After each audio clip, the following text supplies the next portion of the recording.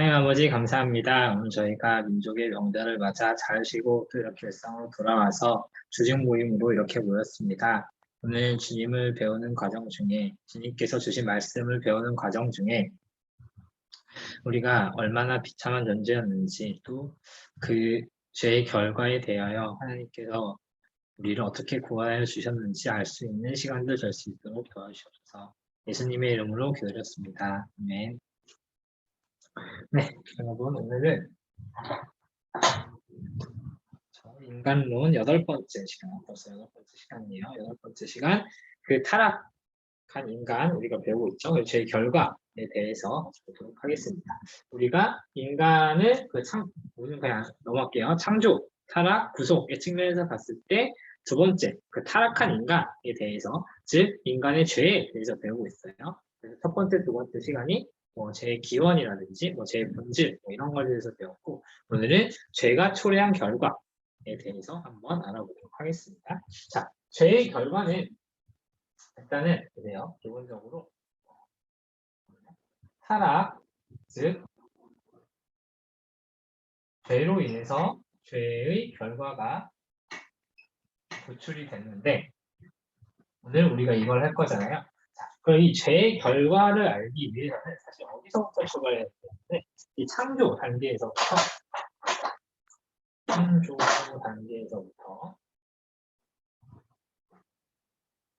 창조 단계에서의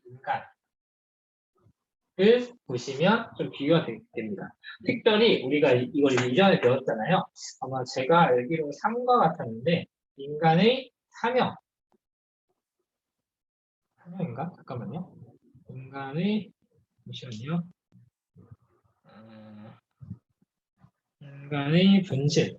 그렇죠? 사과예요. 우리 최고는 사과고 창조된 인간 세 번째 시간 인간의 본질과 관련해서 이해를 하시면 편합니다. 자, 잠깐 복습을 해보면 그때 이제 창조된 인간의 본질에 대해서 우리 특별히 이걸 하나님의 형상이라고 배웠어요. 정말 하나님의 형상으로서 여러 가지 하나님의 형상이 이제 여러 가지 의미가 있지만 하나님의 형상의 이제 기능적 측면은 우리는 왕 그리고 제사장 그리고 선지자 이렇게 배웠었거든요. 이게 예수님께서 하신 삼중제 인기가고 구약에서는 기름 부음을 받은 즉 하나님이 직접 기름 부음을 통해서 자신의 권위를 부여하신 세 가지 직분, 이 세 가지 직분이 이제 이 하나님의 형상으로서의 본질이었어요. 근데 그때 우리가 왕, 제사장, 선지자 이런 얘기를 하면서 이 왕적인 역할은 자연과의 관계에서 제사장적인 역할은 하나님과의 관계에서 그리고 선지자로서의 역할은 다른 인간, 다른 사람과의 관계에서 이런 역할들을 한다. 이렇게 배웠습니다. 오늘 자세히 설명 안 할게요. 자, 여기는 다스린다는 뜻이고 하나님을 예비하는 역할, 다른 사람에게 하나님의 말씀을 전하는 역할. 자, 이런 역할들이 인간의 본질적인 역할과 기능과 모습들이었어요. 근데 죄의 결과로 인해서 이게 변하게 됩니다. 변하고요. 이 역할이 또 변하고 이 역할을 못하고 변하고 이제 이 죄의 결과로 인해서 이런 모습들이 변하게 되거든요. 오늘 이런 관점을 가지고 전체를 보도록 하겠습니다. 자, 다시 8가로 돌아와서 네. 자, 처음에 여기서부터 나오네요. 1번이 이제 하나님과의 관계에 미친 영향이 즉 인간이 하나님과 분리됐다는 거죠. 인간이 하나님과 분리됐다는 거는 창세기에 이렇게 나옵니다. 제가 몇 번 말씀드린 적이 있는데 아담이 이제 죄를 짓고 난 이후에 이제 하나님이 아담을 부르죠. 아담아, 네가 어디 있느냐? 라고 했을 때 원래는 정상적인 관계였다면 하나님과 친밀한 관계로 하나님께 예배를 드린 아담이 하나님이 불렀는데 감히 하나님이 불렀는데 네 해야 되는데 네 하지를 못하고 숨죠. 내가 동산에서 하나님의 소리를 듣고 두려워하여 숨었나이다. 하나님을 이제 두려워하게 된 거예요. 친밀한 하나님이 아니라 두려운 하나님인 거죠. 그게 바로 죄의 결과로 인해서 하나님과 인간의 관계가 분리됐다는 겁니다. 이 분리를 세 가지로 얘기를 하고 있어요. 이것도 살짝 변수가 있는 것 같아요. 즉 일단은 하나님과의 분리에 있어서 가장 중요한 키워드는 죽음인데 이 죽음의 세 가지 측면에 대해서 어디서인지 정확히 기억 안 나는데 세 가지 측면에 대해서 배운 적이 있어요. 첫 번째로는 영적인 죽음입니다. 하나님을 알지도 못하고 사랑하지도 못하고 순종하지도 못한 즉 지정의가 파괴된 거죠. 그래서 하나님과 친밀한 교제를 나눌 수 없게 되는 1차적인 죽음입니다. 1단계죠. 1차적인 죽음이에요. 원래는 하나님 안에서 하나님과 교제를 나눠야 되는 인간이 더 이상 전인격적으로 지정의 측면에서 하나님과 교제하지 못하게 된 거죠. 이게 이 영적인 죽음이 물론 여기서 1단계로 표현이 됐지만 이 영적인 죽음은 예수님조차도 사실은 엄청 두려워했던 거거든요. 예수님께서 십자가에서 돌아가실 때 숨이 지시기 전에 물론 이제 뭐 이렇게 다 이루었다가 마지막 말이긴 했지만 이제 성경에 나오는 뭐 가상칠언이라고 하죠. 십자가에서 사실 7가지 말씀 중에 하나가 엘리 엘리 라마 사박단이었죠. 나의 하나님 어찌하여 나를 버리셨나이까 라는 그러니까 하나님이 어찌하여 나를 버리셨냐 즉 하나님과의 분리를 예수님은 겪으실 수밖에 없었거든요. 그게 죄의 결과인 죽음의 핵심적인 1단계의 내용이었기 때문에 그래서 하나님과 올바르게 교제하지 못한다는 건 하나님과 이제 내가 상관없는 사람이 된다는 것. 사실 우리 신자에게 특별히 우리 신자에게 그리고 모든 피조물들에게 이것같이 두려운 게 사실은 없겠죠. 이게 가장 큰 죽음의 형벌입니다. 죽음의 결과로서의 형벌입니다. 이게 저는 가끔 이제 약간 뭐 개인적인 거긴 한데 어떤 때 와닿냐면은 가끔 어느 순간 이렇게 좀 살다가 하나님과 내가 상관이 없는 사람이면 난 어쩌지? 약간 이런 생각이 문득 들 때가 있거든요. 그때 갑자기 심장이 쿵 내려앉으면서 좀 이렇게 무서운 그런 생각이 드는데 저 개인적인 그런 느낌이 있습니다. 그럼 이제 그런 영적인 분리가 바로 이제 죽음이고요. 두 번째 단계는 육체의 죽음이에요. 특별히 육체의 죽음과 음부에서의 영혼의 고통 이렇게 나와 있는데 자, 육체의 죽음은 일단 몸과 육체와 영혼의 분리를 우리는 육체의 죽음이라고 부릅니다. 이게 세상에서 말하는 일반적인 의미의 죽음이죠. 그래서 이제 그 다음에 몸이 부활하기 전까지는 나중에 최후에 몸이 부활하기 전까지는 영혼만 있는 상태가 되고요. 그럴 때 이제 불신자의 영혼은 음부에서 부활 때까지 고통받습니다. 그 예전에 한번 재영이가 질문을 한번 줬던 것 같은데 이제 답변이 나오더라고요. 저는 잘 몰랐지만 자, 다시 한번 그때 이제 그 재영이가 그 질문을 했던 것 같아요. 그 죽음의 결과로 이제 불신자들이 이렇게 먼저 이제 부활 전까지 먼저 이렇게 좀 고통을 받다가 부활하고 나서 또 이제 고통을 받는 그런 두 번째 약간 뭐 두 번째라고 해야 되나? 아무튼 그런 뭐 두 번째 그런 고통이 있느냐 이런 질문을 줬던 것 같은데 사실 저도 그때는 잘 몰랐죠. 종말론에서 답이 나올 거다라고 했는데 좀 빨리 나왔어요. 감사하게 그 답을 찾아보면은 불신자들이 일단 죽고 나면 부활 때까지 임시적으로 고통받는 장소가 있다고 합니다. 그걸 성경에서는 음부라고 표현을 하고요. 그리고 불신자들이 그 음부에서 어쨌든 부활을 하거든요. 성경은 신자들의 부활뿐만 아니라 불신자들의 부활도 말합니다. 다만 이제 신자들에게는 영생의 부활, 불신자들에게는 심판의 부활 이렇게 나눠서 표현하는 게 좀 다를 뿐이죠. 그래서 불신자들이 그 심판의 부활로서 최종적인 그 뭐 형을 확정받게 될 때까지 음부가 있고요. 마지막 그러니까 음부에 있다가 마지막으로 하나님과의 분리 3단계 이제 구원받지 못한 불신자들 구원받지 못한 불신자들이 3단계 영원한 죽음에 처하게 됩니다. 그러니까 여기서는 음부에 있다가 여기서는 이제 지옥이 되는 거죠. 그러니까 약간 조금 이렇게 틀어서 생각을 해보면은 여기는 이 세상에서 살 때의 하나님과의 분리 그리고 여기는 음부 그리고 여기는 지옥 이렇게 한 단계로 생각하실 수 있을 것 같아요. 그래서 여기는 이제 진짜 영원한 죽음이 됩니다. 최종적인 심판의 부활로 영원한 지옥으로 들어가게 되고 성경은 이거를 뭐 불, 어둠 뭐 이런 걸로 표현을 합니다. 그래서 성경에 보면 예수님께서 비유를 하실 때 이런 말씀하시죠. 뭐 이렇게 뭐 밖에서 문 밖에서 슬피 울며 뭐 이를 갈미 있으리라 이런 표현을 하시잖아요. 그게 바로 이런 이제 하나님과 또 하나님의 은혜로부터 분리와 단절되는 그런 상태를 말합니다. 사실 이 세상에서 살 때는 어쨌든 특히 이제 1번까지는 불신자들도 은혜를 받아요. 불신자들도 은혜를 받습니다. 물론 그 은혜는 우리가 일반적으로 말하는 특별한 은혜가 아니라 일반 은혜가 어쨌든 작용하는 이게 글씨가 보이시나요? 자, 여기 그냥 보세요. 1번 단계가 세상에 있을 때 불신자들도 일반 은혜를 받습니다. 일반 은혜를 받아요. 말하자면 불신자들도 공부를 열심히 하면 성적이 오르고, 그렇죠? 일을 열심히 하면 연봉이 오르고, 막 이런 일반 은혜를 받는단 말이에요. 하지만 이제 2번, 3번의 단계에 가면은 뭐 착하게 살면 뭐 칭찬을 받고 그렇게 하겠죠. 근데 그 이후 지옥에 가서는 일반 은혜조차도 모두 끊어진 모든 하나님의 모든 은혜와 간섭이 끊어지지 않겠죠. 그죠? 하나님의 은혜가 끊어진 그런 형태에 처하게 됩니다. 이게 제 결과의 죽음의 1, 2, 3단계예요. 자, 그리고 두 번째, 다른 인간과의 관계에 미친 영향입니다. 원래 창조된 최초의 인간은 하나님의 말씀을 전하는 역할을 하면서 특별히 이제 뭐 부부 관계나 뭐 가정 관계, 그렇죠? 뭐 부모 자식 관계 뭐 이런 걸 통해서 아주 인간들 간에도 친밀한 사랑을 하도록 돼 있었어요. 마치 삼위 하나님 간의 사랑을 닮아서 뭐 부부가 서로 사랑을 하고, 그러니까 뭐 교회 안에서 서로 사랑이 있고 이런 인간 관계가 구축이 돼야 되는 게 정상인데 죄의 결과로 인해서 이 인간 간 사람과 사람 간의 관계가 깨지게 되었습니다. 성경에서는 그걸 첫 번째로 아담과 하와 사이의 분열로 나타냅니다.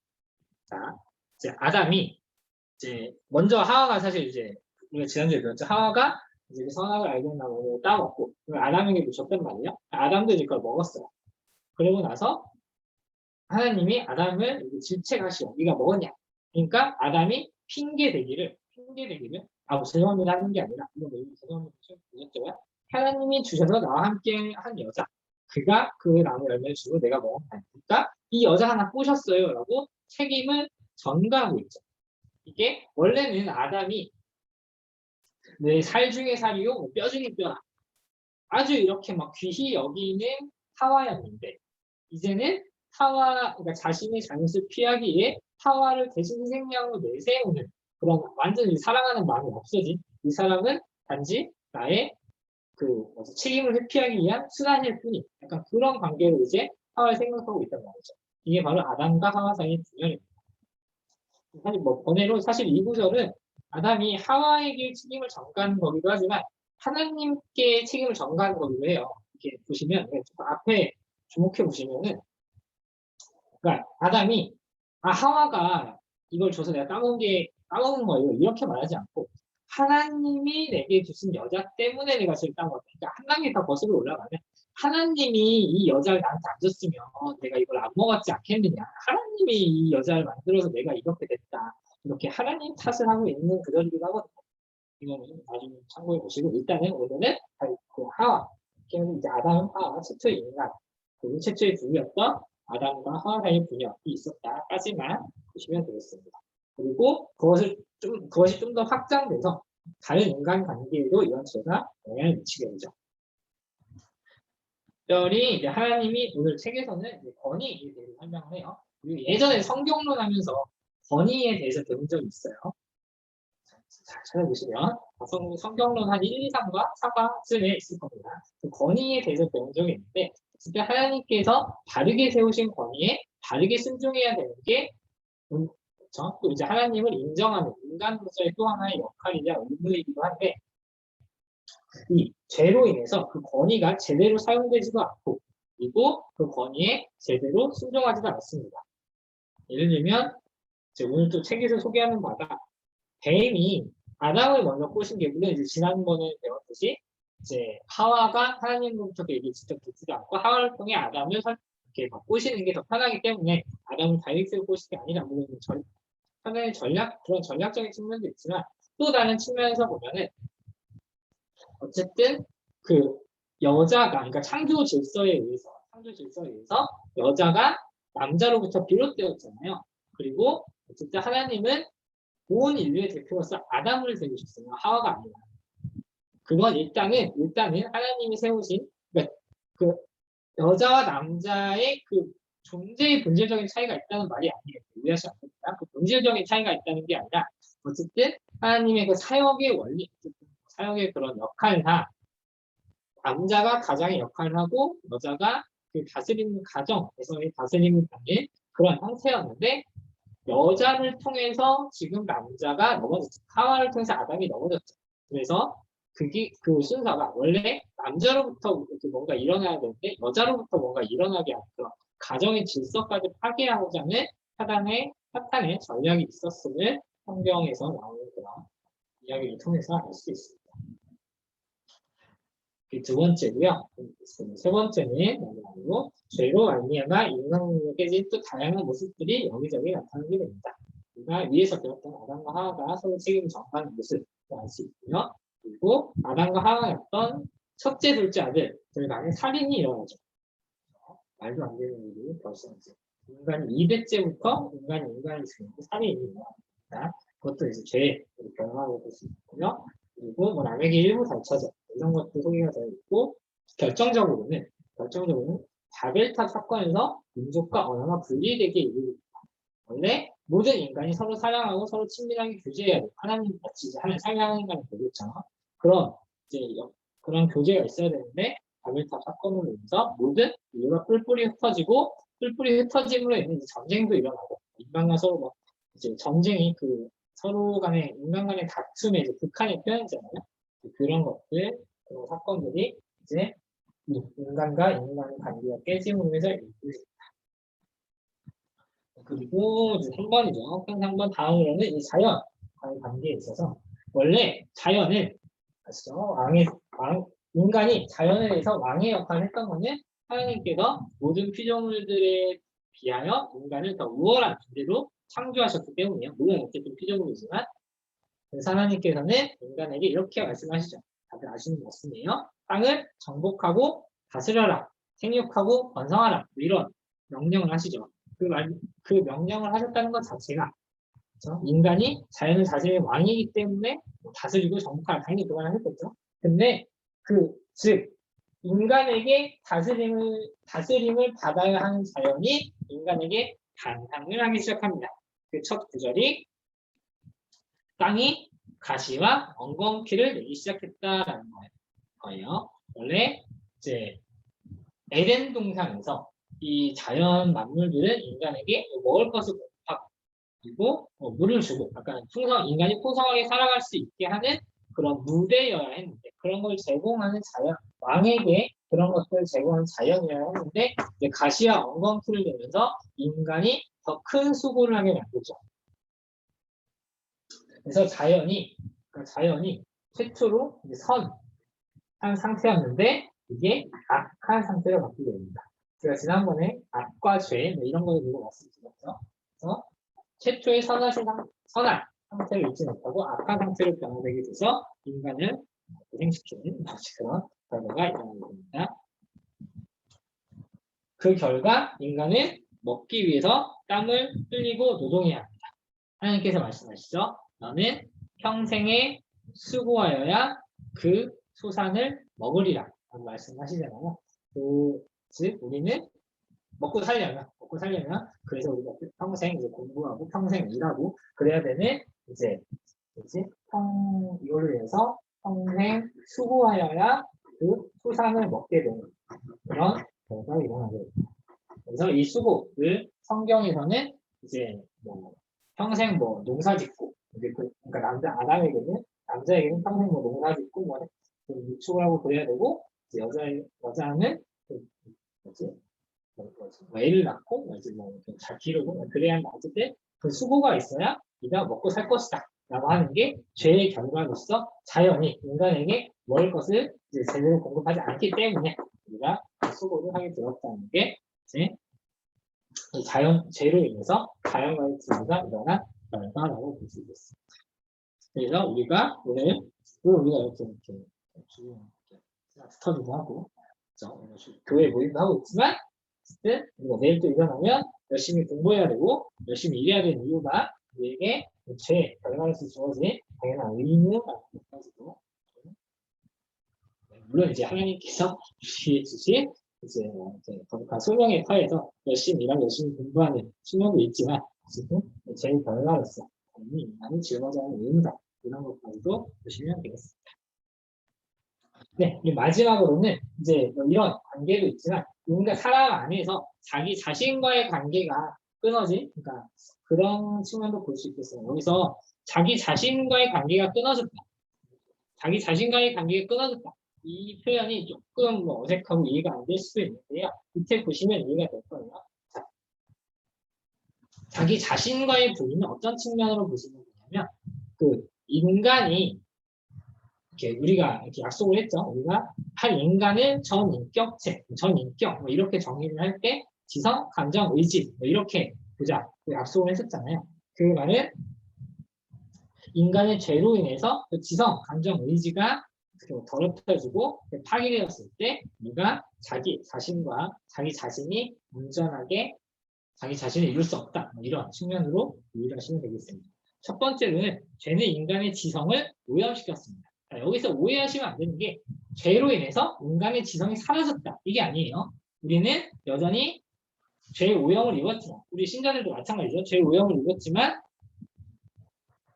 완전히 뭐 지성이 사라지지 않았죠. 그렇기 때문에 하나님의 말씀을 연구할 수도 있고 하나님의 말씀뿐 아니라 일반 창조 세계를 탐구할 수 있죠. 근데 하지만 이렇게 오염된 지성 가지고 하나님의 구원이 있기 전까지 오염된 지성만 가지고는 하나님의 구원 계획을 아무것도 알지 못하지 우리의 오염된 지성 가지고는 일반인의 측면까지만 접근할 수 있을 뿐이지 하나님의 구원 계획에 대해서는 아무것도 알지 못합니다. 심지어 인간의 지성을 충분히 활용한다면 어떤 신적인 존재를 인정할 수밖에 없는 데까지는 이르를 수도 있어요. 그걸 이제 무신론이라고 하죠. 우리가 신론 2과 3과쯤에서 배웠던 것 같아요. 자, 우리가 오염된, 그러니까 다른 모든 인간의 오염된 지성으로도 무신론까지는 접근할 수가 있어요. 신이 있다. 신이 있을 수밖에 없다. 이 세상에 신이 없으면 이렇게 돌아갈 리가 없다. 여기까지 접근할 수 있는데 그러면 그 신이 누구인가? 우리를 그렇게 만들고 우리를 이끌고 있는 신은 누구인가? 그게 바로 우리가 믿고 있는 성경에 말하는 하나님이란 존재다까지는 나아가지 못해요. 오염된 지성을 위해서. 심지어 유신론에 이르지 못하는 사람도 많고요. 요즘 특히 유신론가 그렇죠. 그런 죄의 인간 지성의 오염이 있고요. 두 번째로 인간의 감정이 오염되었습니다. 마찬가지로 감정이 없어진 게 아니에요. 희노애락, 애욕 이런 감정이 기본적으로 있지만 원래는 이런 감정을 통해서 이런 감정들을 하나님을 사랑하고 또 하나님을 사랑하는 것을 또 뭐 겉을 닮아서 하나님의 상을 닮아서 이웃을 사랑하고 그렇게 감정이 쓰여져야 하는데 오히려 반대로 하나님을 싫어하고 하나님의 입에 흥미가 없는 상태로 감정이 또 잘못된 상태로 놓여지게 됩니다. 마지막으로는 인간의 의지도 당연히 오염되겠죠. 자, 원래는 그 아담이 에덴 동산에서는 하나님께 순종할 수도 있고 순종하지 않을 수도 있는 상태였는데 이제 죄로 인해서 하나님께 순종하는 선택을 할 수 없는 전적 무능이에요. 전적 무능의 상태에 빠지게 됩니다. 그러니까 하나님의 특별 은혜로 나아갈 수 있는 아무런 능력이 없는 상태에 빠지게 되는 거죠. 그래서 스스로의 힘으로 구원받을 수 없는 스스로의 힘으로는 구원받을 수 있는 선을 전혀 행할 수 없는 전적 무능의 상태에 빠지게 됩니다. 전적 무능, 전적 무능, 전적 무능. 이게 7글이 나오나? 8. 이 전적 무능을 부인하는 게 우리가 한 3주 전에 배웠나요? 그 카톨릭이었죠? 덧붙여진 은사교리. 그래가지고 이제 인간의 네, 찾아보세요. 기억이 안 나는 인간의 모양을 통해 형상을 회복하는 아무튼 이제 인간이 기본적인 능력이 있는데 그 능력을 바탕으로 더 이제 하나님의 은혜가 아니라 나의 능력으로 구원에 도전해야 된다. 그게 뭐 세례다. 그러니까 뭐 이런 식으로 설명하는 게 카톨릭이에요. 하지만 우리는 그걸 받아주지 않습니다. 인간에게는 구원에 이를 수 있는 아무런 능력이 없다는 게 전적 모순이고요. 이게 인간의 의지가 오염되었기 때문입니다. 자, 이렇게 인간의 지정의가 오염된 결과 인간이 스스로에 대한 자아상이 왜곡됩니다. 이게 자신과의 분리의 이제 끝에 나오는 상태예요. 그 결과 자신을 과대평가하거나 과소평가해서 이제 과대평가한다면 자신이 뭐 신이 되기도 하고 또 과소평가하면서 좀 비교로 인한 열등감을 초래하면서 자신의 삶을 비관하고 그렇게 나타나는 게 자아상의 왜곡입니다. 그리고 여기서 제 결과가 엄청 무서운 게요. 인간의 자아상이 왜곡되는 게 한쪽으로만 가지 않아요. 그러니까 항상 과대평가하는 사람인 것도 아니고 항상 과소평가하는 사람인 것도 아니고 어느 순간은 자신을 과대평가하면서 막 이렇게 교만에 빠지다가도 어느 순간은 또 너무 과소평가하면서 왜 하나님과 이렇게 안 되셨을까 하면서 또 하나님 부인하기도 하고 이렇게 모든 측면에 제일 빠지게 되는 게 제일 결과거든요. 그러니까 모든 측면에 잘못된 생각에 빠지게 되는 게 제일 결과거든요. 이런 것까지도 같이 보시면 좋겠습니다. 네, 오늘 발제는 여기까지 마치면 될 것 같지만 하나가 생각났어요. 제가 이렇게 그 카톡방으로 예고를 아주 이렇게 세게 날렸죠. 그러면 이제 갑자기 좀 뜬금없죠. 그 얘기를 했잖아요. 우리가 전도할 때는 어떤 말을 해야 되는가에 대해서 말씀드린다고 했잖아요. 사실 전도할 때 시간이 되신다면 오늘 제가 드렸던 이 팔과 이 발제 파일을 쭉 보시면서 인간이 이런 상태다라는 거를 쭉 설명해 주시면은 사실 그게 제일 베스트, 전도 시작의 베스트입니다. 그래서 원래 전도는 물론 이제 뭐 그렇다고 막 억지로 강압적으로 막 멱살 잡고 끌고 오고 막 그러니까 뭐 물리적인 뭐 어떤 물리적인 힘을 행사하거나 혹은 뭐 이제 약간 뭐 고압적인 태도로 전도를 하거나 그렇죠? 뭐 이런 거는 물론 잘못되었지만 기본적으로 전도는 설득이 아니에요. 설득이 아니라 선포거든요. 그럼 무엇을 선포하느냐? 특별히 전도할 때는 인간이 어떤 상태였는지를 먼저 알려주고 그러면은 그 비참한 상태에서 구원받기 위해 인간은 아무것도 할 수 없지만 그런 아무것도 할 수 없는 인간 대신 이 죄의 결과들을 감당해 주신 분이 있다. 그게 바로 예수님이다. 그 예수님께서 이 죄의 결과들을 나 대신, 너 대신 감당해 주셨기 때문에 우리는 이 죄의 결과들을 감당하지 않아도 되는 구원에 이룰 수 있다. 라고 표현하는 게 전도의 베스트입니다. 사실은 이게 저도 말로 하면 사실 쉽진 않아요. 이게 일단 이론적이고 논리적인 측면에서 접근해 봅시다. 물론 이제 이런 얘기들을 하면 세상 사람들은 싫어하겠죠. 근데 아까도 말씀드렸다시피 전도는 좋은 말로 설득을 하는 게 아니라 인간의 객관적인 상태를 선포하고 그 상태에서 구원받을 수 있는 방법을 또 마찬가지로 선포하는 게 이제 우리 신자들의 다른 전도 방법이거든요. 그래서 물론 우리가 뭐 지난번에도 배우긴 했지만 기본적으로 하나님의 형상 뭐 그런 데서도 배웠죠. 기본적으로 인간은 하나님의 형상이기 때문에 하나님의 형상으로서 인격을 가지고 있는 존재에 대해서 전도를 할 때 기본적으로 인격 대 인격으로 인격적인 전도를 해야 되는 건 맞아요. 인격적인 전도를 해야 되는 건 맞아요. 그래서 제가 이렇게 물리적인 힘을 행사하는 그런 안 된다고 했죠. 그렇지만 그 내용에 있어서는 이렇게 좋은 말로 포장하거나 타협을 하는 게 사실 상당히 좀 위험한 방법입니다. 그렇게 해서 정말 이렇게 말 그대로 사탕발림으로 이제 교회에 들어온 사람이 바른 신앙을 가질 수 있을까에 대해서 사실 좀 오히려 퀘스천이 좀 찍히잖아요. 우리가 진짜 전도 대상을 사랑하고자 한다면 그 사람이 교회에 와서 그러니까 정말 좋은 말로 꼬셔가지고 교회에 앉아있게 하는 게 목적이 아니라 하나님을 바르게 만나고 온전히 하나님과 사랑할 수 있게 하는 게 중요하잖아요. 그러기 위해서 지금 당신이 어떤 상태에 있는지를 명확하게 알려주는 게 매우 필요하거든요. 그래서 이런 것들을 좀 지혜롭게 전달할 수 있는 방법들을 우리가 고민하고 연구하는 게 매우 필요합니다. 혹시 좀 구체적인 방법론이 궁금하시면 양보 없는 전도라는 연두색 책을 읽어보세요. 청년부에 한 4~5권씩 이렇게 돌아다니고 있습니다. 다 빌려가셔서 읽어보시고요. 뭐 그런 측면에서 보면은 사실 이렇게 막 지하철에서 뭐 예수천당 불신종 뭐 이런 게 있잖아요. 그런 게 사실 뭐 인격적인 전도의 측면에서는 조금 부족함이 있을 수는 있지만 사실 내용적인 측면에서는 베스트예요. 예수천당 불신종 그것만큼 제 좋은 전도의 문구가 없죠. 다만 그걸 좀 인격적으로 할 수 있다면 제일 더 베스트일 것 같고. 물론 이제 그렇게 전도하시는 분들의 어떤 그런 것들을 사실 뭐 무조건적으로 또 부인할 수는 없어요. 우리가 뭐 쉽게 부인할 수는 없고, 그건 이제 하나님만이 아시는 일이니까.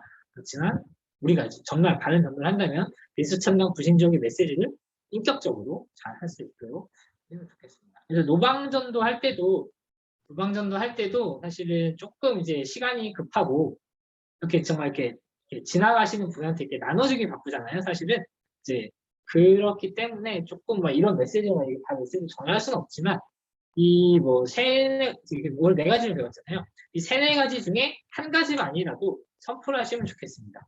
예를 들면 뭐 저 같은 경우는 이렇게 많이 표현을 해요. 이제 안녕하세요. 당연히 인사를 해야죠. 안녕하세요. 아란젤 교회입니다. 우리가 다른 이상한 데서 나온 게 아니라 이 지역사회에 있는 바른 교회에서 나왔다는 걸 먼저 알려드리고 신천지는 이럴 수 없잖아요. 그렇죠? 아란젤 교회. 안녕하세요. 아란젤 교회입니다. 그리고 이제 뭐 예수님 믿으세요는 하고 그 다음에 저는 주로 예를 들면 뭐 죄와 사망의 권세에서 구원받으실 수 있습니다. 뭐 이렇게 얘기를 하든지 혹은 뭐 이제 하나님과의 바른 관계를 회복하실 수 있습니다. 그러니까 이런 식으로. 그러니까 지금 이제 어떤 상태에 있는데 바르지 않은 관계를 뭐 회복할 수 있다. 이런 식으로 약간 조금 이렇게 좀 시간이 없을 때 약간 조금 뭐 축약해서 뭐 간접적으로 이렇게 표현하긴 하거든요. 그런 식으로 자신만의 어떤 노방전도 문구를 좀 만들어 보시면 좋을 것 같고요. 그래서 이제 노방전도 물품을 제작할 때 사실 이런 메시지들을 제대로 담는 게 되게 중요해요. 그래서 노방전도를 준비하시는 반항 항상 이렇게 준비할 때마다 고민을 많이 하시고 그 문구를 이제 고민을 많이 하시잖아요. 이제 그런 것들이 다 이제 이런 맥락에서 나왔다. 그렇게 알아두시면 좋을 것 같습니다. 자, 그러면 진짜 오늘 발제랑 번외 이야기까지 다 마쳤고요. 책을 읽도록 하겠습니다. 책은 마찬가지로 짧아요. 그래서 15분 조금 넘게 18분 정도 잠깐만요. 어디 갔어?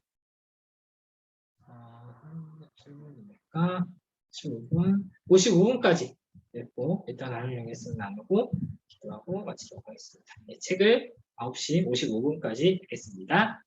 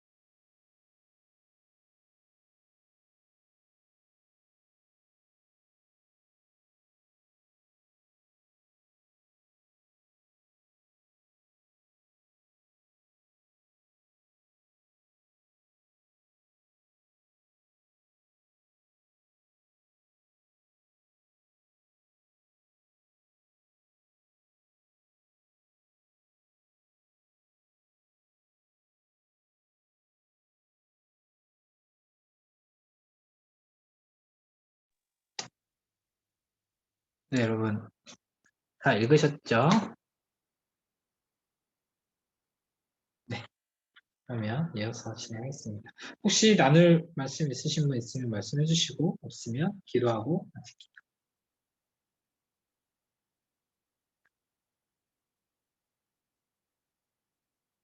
네, 오늘은 그럼 여기서 마치도록 하겠습니다. 자, 기도할게요. 하나님, 오늘도 저에게 귀한 말씀 주셔서 감사드립니다. 우리가 죄로 인하여 하나님께서 저희에게 주신 모든 본질적 사명이 다 깨어짐을 오늘 알았습니다. 하나님, 그럼에도 그런 저희를 구원해 주신 또 하나님을 우리가 더 알고 더 기대하기 원합니다. 오늘 우리가 얼마나 정말 비참한 상태에 있는지 우리가 또 알게 되었는데, 이런 것들을 또 우리 이웃에게 전파하며 우리의 이웃이 정말 우리가 사랑하는 이웃 그리고 가족들이 이런 상태에서 구원받을 수 있기를 함께 기도할 수 있는 저희가 될 수 있도록 도와주셔서 이 모든 말씀 예수님의 이름으로 드렸습니다. 아멘. 네, 여러분 수고하셨습니다.